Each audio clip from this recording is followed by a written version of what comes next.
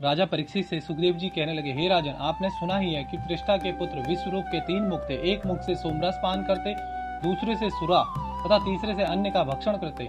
वे यज्ञ के समय प्रकट होकर ऊंचे स्वर में देवताओं के लिए आहुति देते थे, किंतु गुप्त रूप से असुर को भी भाग प्रदान करते थे। जब देवराज इंद्र ने यह देखा तो वो क्रोधित उठे। उन्होंने तुरंत विश्वरूप के 3 सर काट डाले।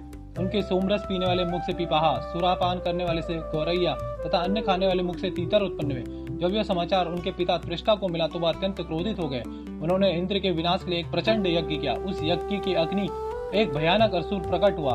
उसका शरीर जले हुए पर्वत के समान काला था। वह जब अपने चमकते त्रिशूल को लेकर नाचता कूदता तो पृथ्वी कांप उठती। उसने तीनों लोगों को घेर लिया। इसी कारण उसका नाम वृतासुर पड़ा। सभी देवताओं ने मिलकर उस पर आक्रमण किया, परंतु वृतासुर ने अनेक समस्त दिव्य अस्त्र शस्त्रों को सह लिया। तब भयभीत होकर सभी देवता भगवान विष्णु की शरण में गए और बोले, हे प्रभु, आप ही त्रिलोकी के आधार हैं। आपने वामन रूप में तीनों पगों से संपूर्ण ब्रह्मांड को नापा था। आप ही तीनों लोकों के संचालक हैं। कृपया करके इस भयानक वृतासुर का अंत कीजिए। तब भगवान नारायण बोले, हे इंद्र, तुम सभी देवगण महर्षि दधीचि के पास जाओ। उनका शरीर तपस्या और उपासना से अत्यंत कठोर और दिव्य हो चुका है। वे ब्रह्मज्ञानी और धर्म के परम ज्ञाता है। उन्होंने ही त्रिष्टा को नारायण कवच का उपदेश दिया था, जो आगे चलकर विश्वरूप और फिर तुम्हें प्राप्त हुआ।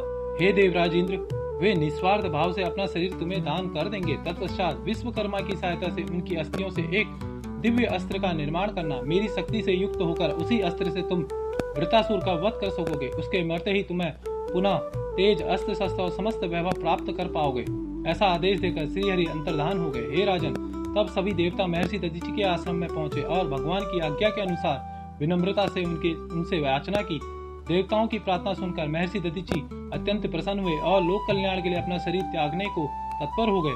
देवताओं की विनम्र प्रार्थना सुनकर महर्षि दधीचि मुस्कुराए और बोले, हे देवगण, यह शरीर नश्वर है। यदि यह किसी काम आ जाए और लोक कल्याण में लग जाए तो इससे बड़ा सौभाग्य क्या हो सकता है। यह देह तो एक दिन नष्ट ही होने वाली है, इसलिए इसे धर्म के कार्य में अर्पित कर देना ही उचित है। ऐसा कहकर उन्होंने योग बल से अपनी प्राणवायु को ब्रह्म में लीन कर दिया। उनके शरीर का त्याग करते ही देवताओं ने अत्यंत श्रद्धा से उनकी अस्थियां ग्रहण की और उन्हें देव शिल्पी विश्वकर्मा के पास ले पहुंचे।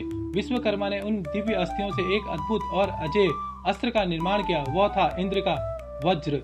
यह वज्र महर्षि दधीचि की तपस्या और भगवान की शक्ति से युक्त था।